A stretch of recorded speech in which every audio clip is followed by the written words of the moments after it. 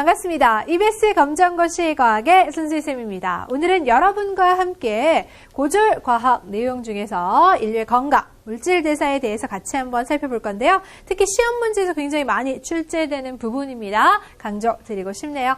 자, 첫 번째는 물질 대사의 특징부터 살펴보겠습니다. 생명활동을 유지하기 위해서 물질을 합성, 분해하는 모든 활동을 물질 대사라고 하는데요. 물질 대사는 화학 변화로 이루어지기 때문에 반드시 에너지 출입이 따르게 됩니다. 이때 물질 대사는 생체 촉매인 뭐가 필요하다? 효소가 필요합니다. 이 효소가 관여하면서 물질 대사가 이루어진다는 사실도 기억해 주시고요. 에너지가 또 여러 단계에 걸쳐서 조금씩 출입하게 됩니다. 이것이 바로 물질 대사의 특징이구나. 자, 이 외에도 물질 대사라는 단어를 또 들어보신 적이 있을 건데요. 자, 우리 인체 내에서 호르몬들이 담당하는 기능들이 있었잖아요. 기억나십니까? 자, 인체 중에서 물질 대사라는 그 기능을 담당하던 호르몬이 어디였던가요? 그렇습니다. 바로 티록신 호르몬이었죠. 우리 갑상샘 쪽에서 분비되는 티록신 호르몬이 바로 물질 대사를 담당하는 기능을 가지고 있었습니다. 참고해 주시면 되겠죠.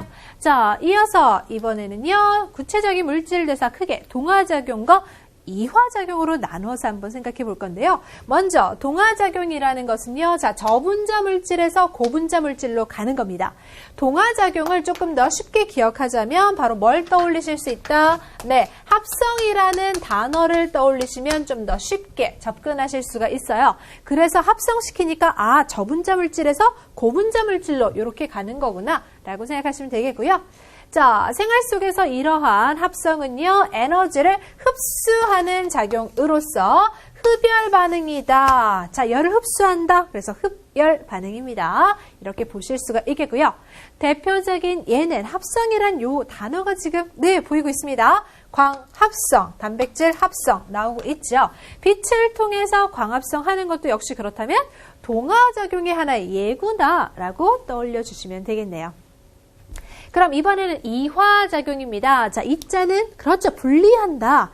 그럼 이번에는 고분자 물질이 분리되어서 저분자 물질로 가는 거구나 라고 표현하실 수가 있겠죠. 자, 고분자 물질을 저분자 물질로 분해. 화학 반응에서는 우리가 분해라는 단어를 쓰게 되거든요. 이렇게 나누는 것을. 자, 분해하는 작용이다. 이것이 바로 무엇입니까? 이화작용. 그래서 여러분이 기억하실 때 분해하면 이화작용, 합성하면 동화작용 나누시면 훨씬 더 수월합니다. 분해는요, 에너지를 얻게 됩니다. 그래서 발열 반응. 그쵸? 에너지를 얻게 되면서 열을 발생시킨다. 발열 반응이다 라고 기억하실 수 있는데요. 우리 호흡을 하면서 어떻습니까? 에너지를 생성합니다. 그쵸? 열을 발산시킨다 라고 생각하시면 되겠죠? 소화작용도 어떻습니까? 역시 에너지를 얻는 과정의 일환으로 지금 가고 있는 거죠. 음식물을 소화시키고 그러한 영양소를 가지고 다시 호흡을 통해서 우리는 에너지를 생성해내는 거니까요. 이렇게 분해하는 과정, 이화작용의 대표적인 예로서 호흡과 소화를 기억해 주시면 되겠네요. 자, 크게 동화작용과 이화작용으로 나누면서 생각을 해보았습니다. 동화작용은 합성, 이화작용은 분해 하니까 어렵지 않으시죠? 그럼 이번에는요. 자, 효소에 대한 것을 한번 살펴보겠습니다. 물질 대사에는 효소가 관여한다라고 말씀을 드렸습니다. 생물체 내의 화학 반응인 이러한 물질 대사를 조절하면서 물질의 합성, 동화작용이죠. 분해, 이화작용이죠. 이것이 잘 일어날 수 있도록 하는 내 몸속의 생체, 몸속에 있는 촉매 물질이다 라고 표현하고 있는데요. 자, 이 촉매라는 단어 한번 생각해 볼까요? 자, 무엇입니까? 화학에서는 이런 무기 촉매를 쓰게 되는데요. 그쵸? 화학 물질을 통한 촉매는 반응 속도를 빠르게 합니다. 생체 촉매는 이 몸속에서 그 반응이 일어날 때 그 반응 속도를 빠르게 반응 속도를 빠르게 함. 이것이 바로 촉매이다 라고 기억하시면 되겠죠? 자, 그럼 효소가 이 몸 안에서 일어나는 반응을 빠르게 도와준다라는 겁니다. 효소에 근데 성질이 있는데요. 자, 이 성질이 또 시험 문제 자주 나왔었습니다. 기질 특이성에 해당하는 것을 한번 보도록 할게요. 한 종류의 효소는 어느 특정한 기질에만 반응한다. 마치 뭐예요? 짝꿍 같죠? 아, 누구는 누구에게만 반응하는 짝꿍은, 자, 이러한 관계는 열쇠와 자물쇠 관계로도 생각하실 수 있어요. 자, 우리 집 키는 우리 집이 열리는 거죠. 옆집 가서 우리 집 키 가지고 열려고 하면 안 돼요. 그렇죠? 네, 그거 생각하시면 되겠죠? 자, 그래서 특정 효소는요. 특정 기질에만 이렇게 반응하는 것을 기질 뭐다? 특이성이다 라고 기억하시면 됩니다. 예를 들어서 우리 몸속에 있는 효소를 한번 생각해 볼게요. 그렇죠? 자, 우리 효소 그렇죠? 별표 체크해 주시면서 효소의 이름을 제가 지금부터 동그라미 칠 겁니다. 펩신, 얘가 효소예요. 이 효소는요. 자, 특정한 기질에만 반응한다라고 되어 있죠. 자, 이 특정 기질에만 반응을 한답니다. 단백질이라는 요 기질에만 반응을 하면서 펩신은 단백질은 분해해요. 하지만 단백질 외에 다른 물질들은 지금 분해하지 못한다. 아, 설탕은 분해하지 못하고 있구나. 이것이 바로 무엇이다? 기질 특이성이다 라고 보실 수 있겠죠. 자, 그래서 그림 상태를 한번 보시면요. 네, 어떻습니까? 이런 식으로 자, 효소가 들어갑니다. 효소 기질 복합체 지금 보이시죠? 네, 이 기질에 해당하는 것이 어때요? 짜잔, 그쵸? 분해되고 있죠. 효소가 들어가니까 아, 이렇게 분해 짜잔 되고 있고요. 짝꿍이 맞지 않으면 지금 기질 A는 짝이 딱딱 맞아 떨어졌는데 기질 B는 짝이 맞지 않았어요. 그쵸? 우리 열쇠와 자물쇠의 관계에서 서로 안 맞으니까 반응하지 않는구나 라고 생각하시면 되겠습니다. 이해하셨습니까? 자, 이것이 바로 효소의 성질, 기질 특이성이라는 것이죠. 자, 생체 촉매라고도 표현했었습니다. 그렇다. 이번에는 효소의 또 다른 성질을 알아볼 건데요. pH의 영향을 받고 있는 부분 한번 생각해 보겠습니다. 효소가 반응할 때 그 반응하는 환경의 최적 pH가 효소 종류마다 다르대요. 아, 펩신 같은 경우는 pH 2에서 난 좋아 하고 있죠.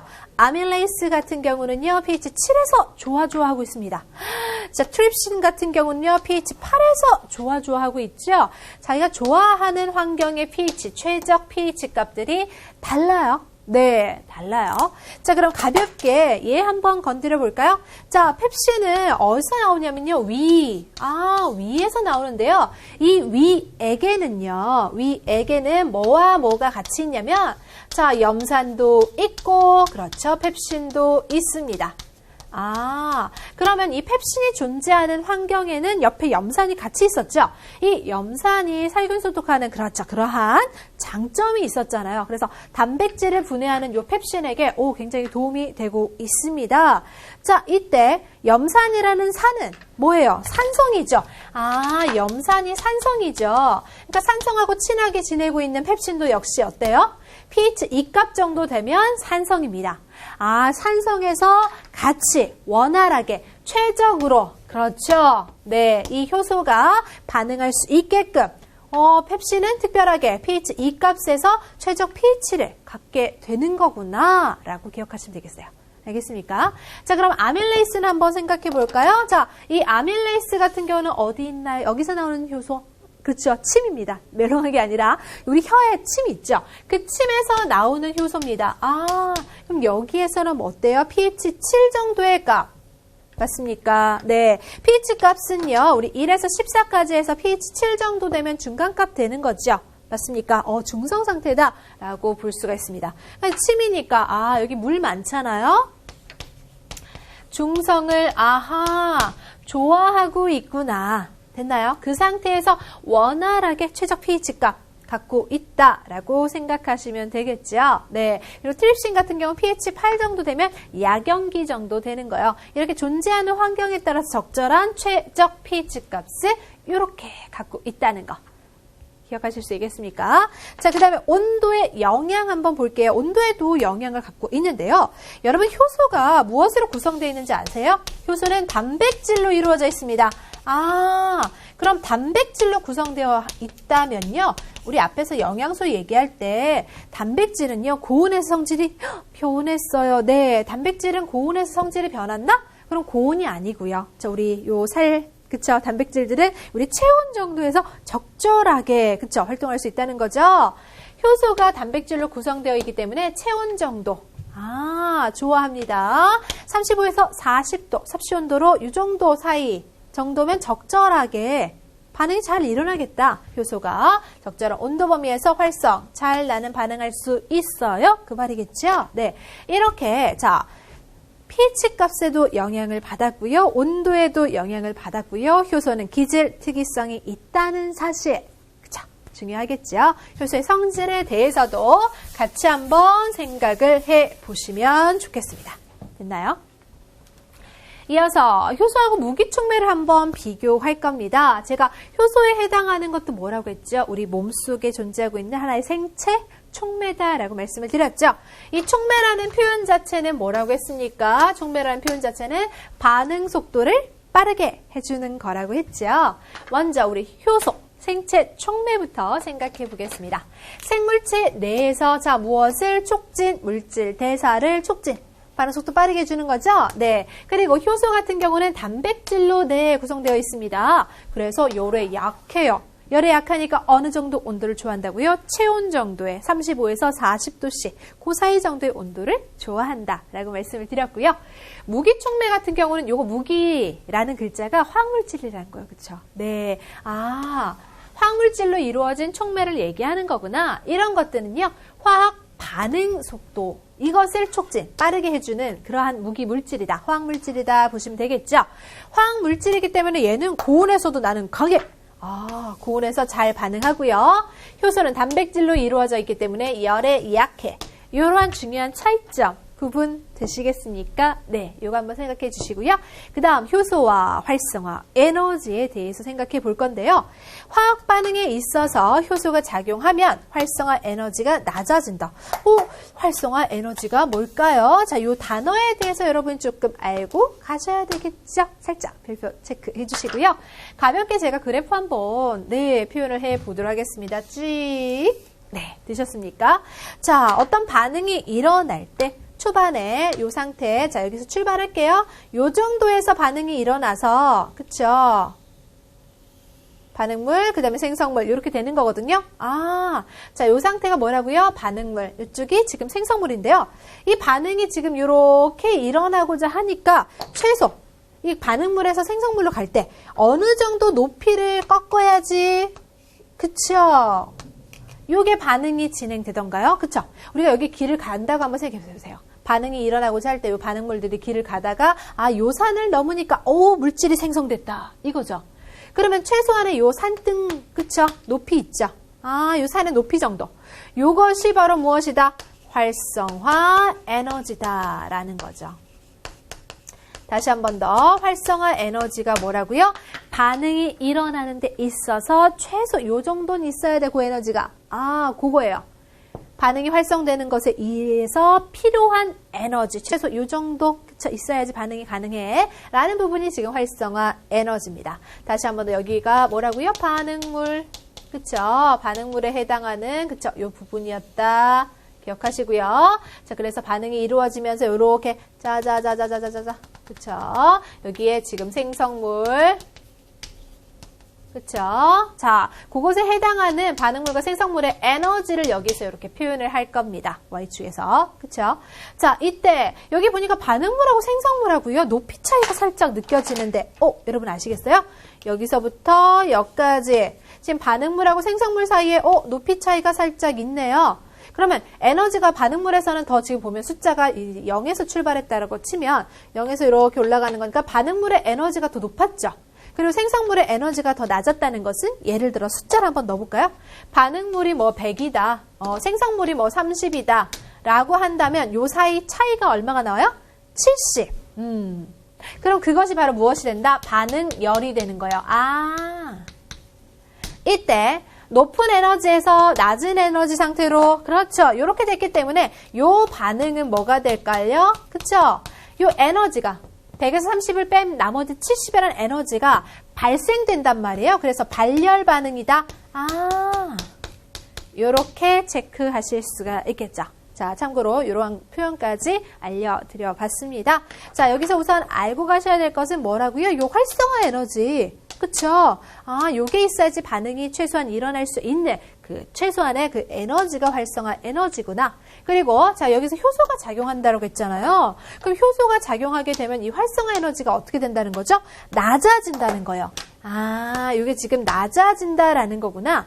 효소가 들어가게 되면 여기 보세요. 요게 높이가 이렇게 낮아진다는 거예요.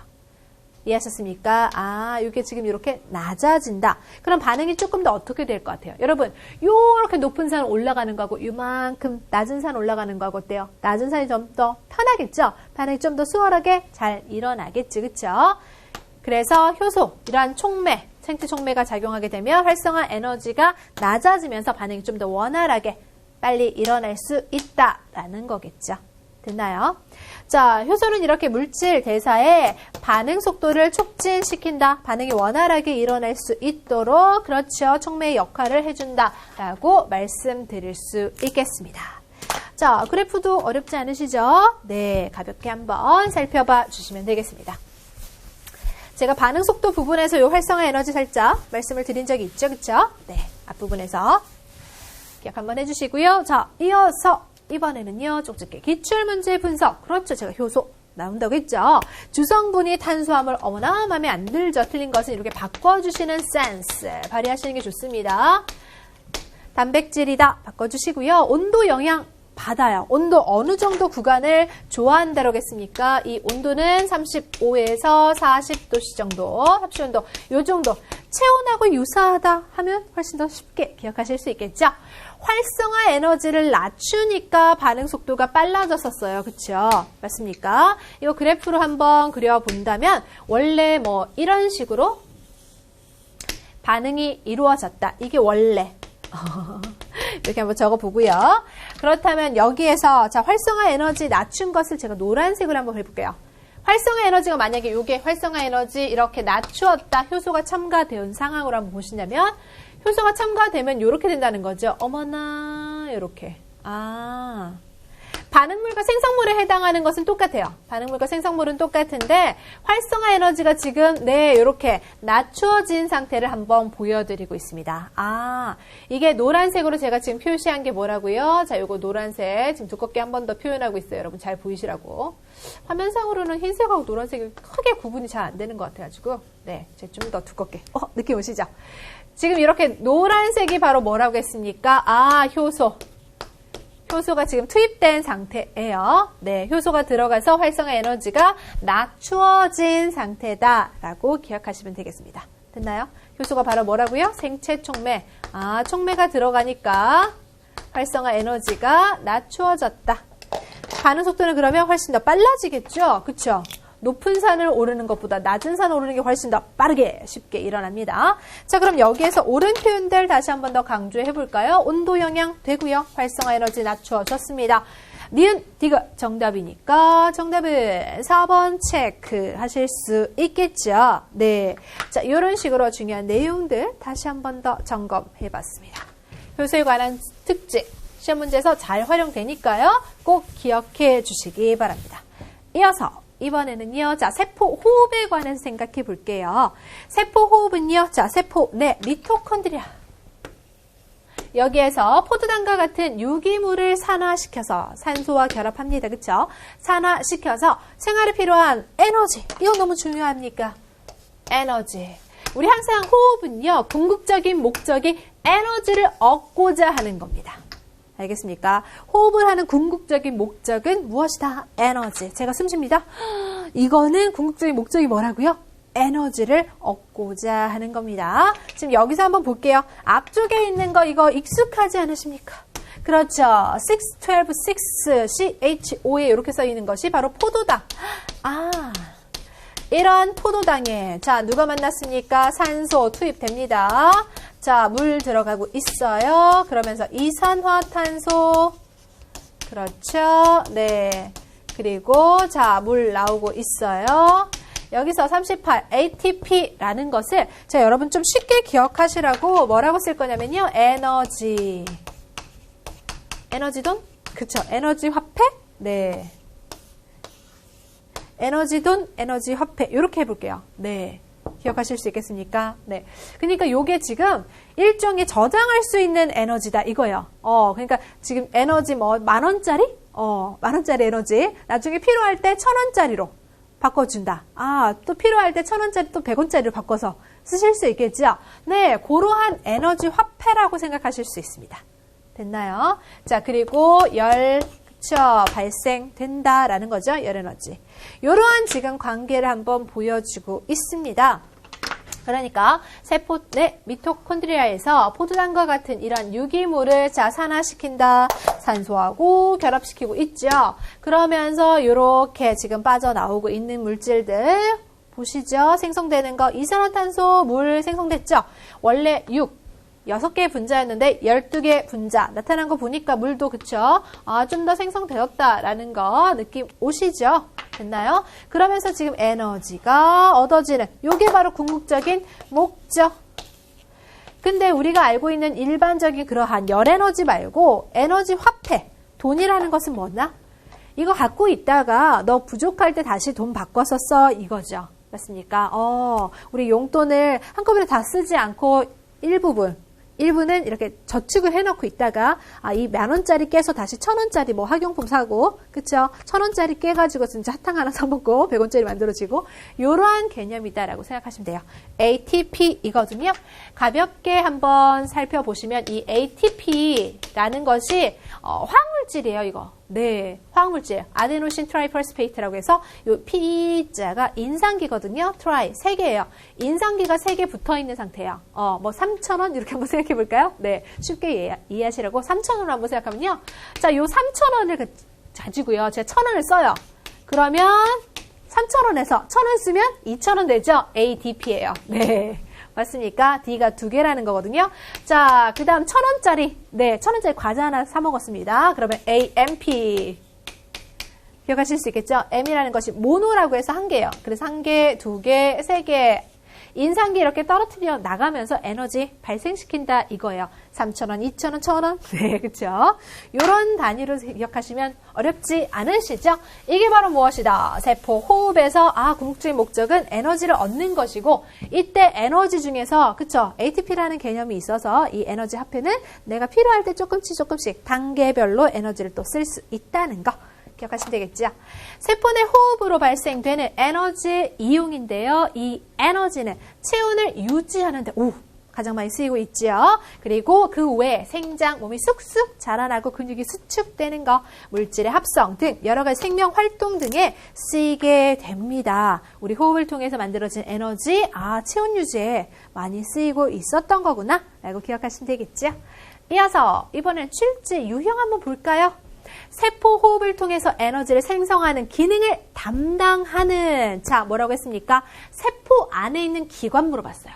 아까 어디서 한다고 했던가요? 그렇죠. 미토콘드리아 기억나십니까? 세포 내 미토콘드리아에서 이렇게 무엇을 한다? 세포 호흡을 통해서 궁극적인 목적 에너지 생성을 담당했던 것을 생각하실 수 있겠죠. 맞습니까? 그렇죠? 참고로 세포막 같은 경우는 물질 교환을 하지요. 됐나요? 세포막은 물질 교환을 하는 부분이었고 세포벽은요. 자, 이건 식물에게 있었던 겁니다. 그렇죠? 네, 기억해 주시고요. 자, 미토콘드리아 같은 경우는요. 에너지 생성을 한다라는 부분 에너지와 관련해서 출제가 많이 되는 부분이니까 기억해 주시기 바랍니다. 이어서 이번에는 또 다른 문제. 자, 뭡니까? 동물, 식물이 생명활동에 필요한 궁극적인 목적, 에너지를 얻고자 이산화탄소와 물이 생성된다. 우리 호흡을 하게 되면 이산화탄소 나오죠. 생성되죠. 물도 나옵니다. 정답이 바로 몇 번? 그렇죠. 1번입니다. 됐습니까? 네. 세포호흡의 목적은 생명활동에 필요한 에너지를 얻는 것이다. 호흡의 결과로서 이산화탄소와 물이 필요하다라고 생각하시면 되겠습니다. 이때 세포 호흡을 할 때 무엇이 분해되는 거죠? 네, 포도당 분해되는 과정이다 라고 보실 수 있겠죠. 호흡에 해당하는 것은 분해하는 거니까 이화작용이었습니다. 이렇게 물질대사와 연관되어 있는 내용들 같이 생각하시면 되겠고요. 이런 거 유전자 재조합 황원 항체 반응은 그쵸? 그냥 보기에서 언급되긴 하지만 사실 이게 직접적인 게 아니잖아요.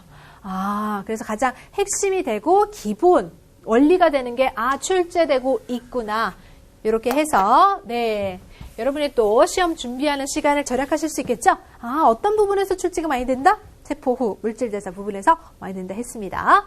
이어서 연소 반응 한번 살펴볼 건데요. 자, 불꽃의 형태로 빛과 열을 발생시킵니다. 이것이 바로 연소 반응. 물질들 사이에서 빠른 화학 반응이다 했습니다. 우리가 화학 반응을 얘기를 할 때 좀 빠른 반응과 느린 반응으로 나눠서도 또 언급이 되거든요. 예를 들어서 오랜 세월에 걸쳐서 그쵸? 풍화 침식이 이루어지는 것은 좀 느린 반응이라고 볼 수가 있잖아요. 근데 연소 반응 같은 경우는 순식간에 샥 그쵸? 불꽃을 그쵸? 피우면서 네 빠르게 일어나는 반응이다라고 보실 수가 있습니다. 자, 그럼 연소 반응에 해당하는 걸 한번 살펴볼 건데요. 일반적으로 자 연소하면 뭐가 필요합니까? 산소, 그쵸? 그래서 우리가 연소 반응에 해당하는 것은 산소와 결합하기 때문에 산화 반응이다라고도 표현할 수 있습니다. 산소와 결합하는 산화 반응의 종류 안에 연소가 지금 들어가게 되는 거예요. 네. 자, 연소 후 생성물은 이산화탄소, 물이 있다라고 표현하고 있습니다. 네, 이산화탄소하고 물이 발생하는 거 뭐도 그랬더라? 그쵸? 호흡할 때도 이거 발생시켰었죠? 그쵸? 그거 한번 생각하실 수 있겠고요. 네, 자, 연소 반응은 고온에서 일어나는 빠른 화학 반응이다. 특징들 점검되십니까? 네. 자, 물질이 타려면 산소가 필요하다. 연소 반응 기억해 주시고요. 이어서 자, 그럼 빠른 반응과 느린 반응 시험 문제 보기에서 등장한 적이 있어서 제가 구체적으로 한번 구별을 해 드리도록 할게요. 빠른 반응이라는 것은 어떻게 이렇게 빨라질 수 있었을까요? 자, 이온 반응성 좋거든요. 이온 사이의 반응이나 전자만 그렇죠. 전자 이동만 있는 이런 것들은 반응이 굉장히 빨라지더라.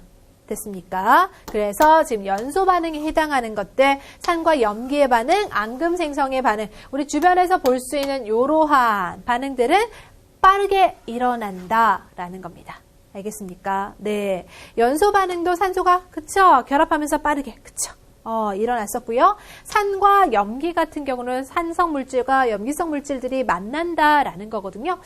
산과 염기는 구체적으로 배운 적이 없어요. 하실 수도 있습니다. 교육과정에 따라서 중학교 교육과정에서 언급된 분들도 있으시고 안 된 분들도 계시기 때문에 가볍게 한번 말씀을 드리자면 산에 해당하는 것은 우리 생활 속에서요. 예를 들어서 레몬. 네, 레몬이 산성을 띠고 있어요. 자, 염기성에 해당하는 것은 우리 생선. 생선이 보면 비린내가 나잖아요. 그 비린내 나는 성분이 뭔지 아세요? 암모니아 성분이에요. 이 암모니아 성분이 바로 염기성 갖고 있거든요. 그렇다면 자, 이쪽은 산성, 이쪽은 염기성 했을 때 얘네들이 만나요. 그러면 무슨 반응이 된다? 그렇죠. 중화 반응이 된다. 이거구나. 산성도 아니고 염기성도 아니고 중성으로 그쵸? 치우쳐서 존재하지 않고 한쪽으로 안정적인 물 상태처럼 그쵸? 중성이 물처럼 안정적인 상태가 되었어. 이게 중화 반응이거든요. 산과 염기가 만나게 되면 물을 생성하면서 중화 반응이 이루어지게 됩니다. 레몬이 제가 산성이랬죠. 생선 비린내 나는 성분이 염기성이라고 했습니다. 그래서 우리가 연어 같은 거 드실 때 그쵸? 연어 드실 때 생선에다 이렇게 레몬즙 같은 거 짝짝짝짝 뿌려서 먹잖아요. 맞습니까? 생활 속에서 지금 이루어지고 있네요. 맞습니까? 그 외에도 이제 술 좋아하시는 분들은 뭐 드시죠? 술 먹고 나서 속 쓰릴 때 위산과 다 속쓰림 산이죠. 그러면 제산제라고 해서 겔포스 이런 거 드시잖아요. 제산제 뭐예요? 산 제거한다. 염기성 성분이에요. 그래서 산과 염기가 만나서 중화되는 거구나 라고 기억하시면 될 것 같아요. 이런 식의 반응은 어떻게 일어난다고요? 빠르게 일어난다 라고 보실 수가 있습니다. 자, 앙금 생성 반응은 중학교 과정에 있었던 내용이죠. 그렇죠? 네. 산과 염기의 반응은 교과 과정에 따라서 넣었다 뺐다 한 적이 있는데 앙금 생성은 거의 다 들어서 갔었기 때문에 기억나실 겁니다. 뿌옇게 흐려진다. 네, 그게 앙금 생성 반응입니다. 대표적으로 석회수에다가 이산화탄소 기체 투입했더니 뿌옇게 흐려지더라. 이게 탄산칼슘이거든요. 그것이 앙금 생성 반응이죠. 이런 것들은 바로 빠른 반응이다 보실 수 있겠고요. 느린 반응은 천천히 일어나는데요. 이거는 원자 사이의 결합 자체가 끊어지면서 새로운 결합이 생기는 반응이니까 어때요? 결합을 끊고 다시 또 새롭게 이렇게 또 결합을 해야 되니까 그렇죠? 좀 시간이 걸린다. 느린 반응이다. 금속이 녹슬거나 부식이 되는 거. 이것도 부식되는 것도 시간 걸리잖아요. 석회 동굴 어떻습니까? 오랜 세월에 걸쳐서 만들어졌습니다. 암석의 풍화 작용도 시간이 그쵸? 많이 걸리죠? 이런 것들은 느린 반응이다 라고 보실 수가 있습니다. 이렇게 반응을 빠르다 느리다로 한번 나눠 보았고요. 이어서 호흡과 연소 한번 비교할 건데요. 호흡하고 연소하고 비슷한 점이 있었잖아요. 자, 연소 반응을 통해서 생성되는 것이 이산화탄소 물 있었죠. 그쵸? 그리고 호흡에서도 역시 이산화탄소 물 나오고 있습니다. 그리고 연소 반응을 통해서도 열이 나오고 있었고요. 호흡할 때도 열이 나오고 있습니다. 좀 비슷한 부분이 있는데 차이점을 중심으로 한 번 더 보시면 좋을 것 같아요. 호흡에 해당하는 것은 어떻습니까? 자, 반응하고 있는 온도가 체내에 있는 그렇죠. 온도 정도를 좋아하고 있고요. 연소 반응은 고온에서 가능하다 정도로 계산을 생각해 보시면 되겠습니다. 자, 촉매 여부는요. 세포 호흡에서는 효소가 필요했죠. 이 효소가 단백질로 이루어져 있기 때문에 그래서 체온 정도의 온도 상태에서 호흡 잘 이루어질 수 있는 거구나. 자, 그 다음에 연소 반응은 효소 따위는 필요가 없다. 난 그냥 바로 되는 거야. 고온에서 가능해 라고 했습니다. 자, 세포 호흡에 해당하는 것은요. 발생 에너지 40% 정도가 ATP. 이거 뭐라고 했죠? 에너지 화폐, 에너지 돈. 그쵸? 생각하실 수 있겠죠? 돈 바꿔서 쓸 수 있다고 했어요. 자, 여기에 저장되고 나머지가 열로 방출되기 때문에 여기 세포 호흡 단계에서의 에너지 발생은 그렇죠. 이런 식으로 단계적으로 순차적으로 여러 단계에 걸쳐서 에너지가 발생될 수 있겠구나 라는 것이고요. 공기 중에서 연소가 이루어지는 것은 한꺼번에 샤 열과 빛으로 100% 한꺼번에 샤 연소 반응. 그렇죠. 에너지 방출된다는 거. 이런 점들이 중요한 또 차이점이라고 보실 수가 있겠습니다. 그래서 특히 이 온도. 그리고 이 특징에 해당하는 거. 여기는 단계별이고요. 여기서는 한꺼번에 에너지 방출이다. 이런 부분들이 많이 언급됩니다. 있나요? 자, 세포호흡과 연소는 모두 산화 반응이란 건 뭡니까? 산소와 지금 만났어요. 산소와 결합하는 이러한 반응이었고 에너지 발생한다 라는 것은 공통점이었습니다. 이어서 이번에는 쪽집게 기출문제 분석인데요. 뚜껑이 열린 집기병 속에서 다량의 조기를 불에 태웠다. 자, 연소 반응이죠? 그것에 대한 설명으로 옳지 않은 것은 하고 있습니다. 연소 반응 맞고요. 반응이 일어날 때, 자, 그렇죠. 우리 빛이 납니다. 근데 여기에서 글자. 종이는요. 질소와 결합하는 게 아니라 산소. 그리고 반응 결과 연소 반응에서는 열이 발생하기 때문에 온도 증가라는 표현은 맞습니다. 따라서 정답은요. 옳지 않은 것은 3번이다 라고 표현하실 수 있겠죠. 다시 한번 더 누구와 결합한다고요? 산소와 결합하는 산화 반응입니다. 산화 반응 종류가 많은데요. 그 중에 하나가 지금 연소가 거기 안에 들어간다 라고 생각하시면 되겠죠. 산소와 결합하고 있었습니다. 이어서 이번에는 또 다른 연소 반응 문제였습니다. 자, 연소 반응 파트는요. 화학 영역 쪽에서 조금 출제가 될 겁니다. 우리 검정고시 문제가 물리, 화학, 생물, 지구화 이렇게 영역을 좀 나눠서 순차적으로 거기서 출제되는 거 보면 비율이 좀 비슷비슷하게 맞추려고 하고 있거든요. 그때 화학 파트 쪽에서는 연소 문제가 그쵸? 1회, 2회 둘 다 출제가 되었었네요. 같이 한번 볼게요. 자, 연소 반응이 일어난 것만을 보기에서 한번 골라라 하고 있는데요. 연소 반응의 특징, 자, 태우는 거, 그쵸? 양초에 불을 붙였다. 요거 되겠죠? 근데 철문이 녹슬었다? 어머나! 이것은 제가 부식이라고 해서 느린 반응이라고 하지 않았습니까? 그쵸? 아하, 연소 반응은 제가 빠른 반응이라고 했잖아요. 그쵸? 확실하게 구별이 되시죠? 여기서 나무가 타버렸다. 연소 맞죠? 이렇게 태우는 거. 이것이 연소 반응이더라. 그럼 정답은 기억, 디귿 3번이 된다라고 보실 수가 있습니다.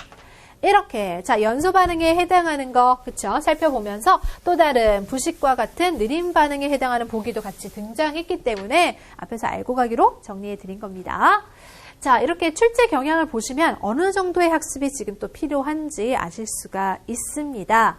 이어서 자 에너지 대사에 대해서 공부해 보도록 하겠습니다. 기초 대사량입니다. 우리가 생명을 유지하는 데 필요한 최소한의 그 에너지를 우리가 기초 대사량이라고 하는데요. 기초 대사량이 나이에 따라 차이가 있습니다. 지금 보면 노인에 비해서 청소년이 그렇죠. 대사량이 더 많다라고 표현하고 있죠. 그래서 청소년들은 많이 먹어도 살이 별로 안 찌는 것 같죠. 키가 쑥쑥쑥 크는 것 같고요. 근데 노인들은 이제 나이가 드실수록 그쵸 복부비만이 이렇게 쌓이게 되는 것이 아무래도 기초 대사량이 적어지다 보니까 똑같이 먹어도 살쪄요. 나이 들면 똑같이 먹어도 살찐다는 말씀을 하시는 것이 기초 대사량의 그 차이가 나서 그렇구나 라고 보시면 되겠죠. 기초 대사량은 또 성별에 따라 다릅니다. 남자가 더 그쵸? 기초 대사량이 큽니다. 근육량이 많은 사람들이 조금 더 기초 대사량이 커진다라는 말씀, 그쵸? 요즘 TV에 뭐 비타민 이런 프로들 보면 나오고 있거든요. 근육량이 좀 더 많은 남자가 기초 대사량이 크구나. 키가 크고 체표면적이 큰 사람이 그렇죠. 기초 대사량이 더 많다 말씀을 드렸죠. 이쪽이 더 그렇죠. 근육량도 더 크고요. 걔네들이 기초 대사량이 더 많아지는 거구나 생각해 주실 수 있습니다. 이어서 이번에는요, 자, 활동 대사량입니다. 기초 대사량 이외에 활동을 하는데 필요한 에너지 양이다라고 보실 수 있는데요. 그러면 이제 기초 대사량이 예를 들어서 좀 줄었다. 그쵸? 나이가 들어서 좀 줄었다. 난 여자라서 근력도 좀 약해서 줄었다. 그렇다면 대신 활동 대사량을 늘린다면 살찌지 않을 수 있겠네요. 활동 대사량, 자, 그리고 기초 대사량을 합쳐서 1일 대사량이 되거든요. 하루 동안에 필요한 총 에너지 양이 됩니다. 이 에너지 양이 예를 들어 뭐 한 2,400이다. 그럼 우리가 음식물을 통해서 한 2,400 정도, 그쵸? 네, 공급받으면 되는데, 제가, 하루에 1일 대사량은 2,400인데, 먹는 걸 막 4,000씩 먹게 되면, 그렇죠. 살이 찌게 되는 거겠죠. 맞습니까? 그래서 그걸 맞춰주시면 되겠죠. 자. 1일 대사량은 기초 대사량 플러스 활동 대사량으로 보실 수 있습니다. 자, 그럼 우리 출제된 유형 한번 볼게요. 자, 물질 대사와 에너지 관계였는데요. 옳지 않은 것을 골라라고 있습니다. 기초 대사량 먼저 나이와 관계가 있다라고 했죠. 맞습니까? 앞에서 제가 노인보다는 청소년이 그렇죠. 기초 대사량이 더 컸어요. 말씀을 드렸습니다. 활동 대사량은 자 활동 시간에 따라 그렇죠 달라질 수 있겠습니다. 그리고 기초 대사량은 생명 유지에 필요한 최소한의 에너지란 표현 했었고요. 1일 대사량이 기초 대사량 플러스 활동 대사량을 말한 거다. 이 말도 맞네요. 그럼 옳지 않은 것은 몇 번? 1번 체크하실 수가 있습니다. 네, 이렇게 우리 자 청소년의 기초 대사량이 그렇죠 더 크다라고 말씀을 드렸습니다. 그래서 청소년은 기초 대사량이 이렇게 크니까 잘 드시고 쑥쑥 잘하시면 되는 거겠죠. 자, 이렇게 주어진 문제 출제 경향을 한번 분석해 보았습니다. 이런 식으로 출제가 가능하다는 거 이해되셨죠? 이어서 그럼 오늘 배운 내용들 복습해 볼까요? 물질 대사에서는 출제가 좀 다양하게 그쵸? 골고루 이루어지고 있었습니다. 자, 효소, 그리고 세포 호흡에 관한 문제들도 나왔었고요. 그 다음에 연소 반응에 관한 문제들, 물질 대사에 관한 문제들이 등장했었다는 거. 그리고 이 문제들은요, 이전에 한 3년 동안 계속 이렇게 돌아가면서 또 출제가 되었던 것들이거든요. 그래서 조금 제가 강조한 부분들이 많죠. 복습 확실하게 해주시기 바랍니다. 오늘 수고 많으셨습니다. 다음 시간에 뵙겠습니다.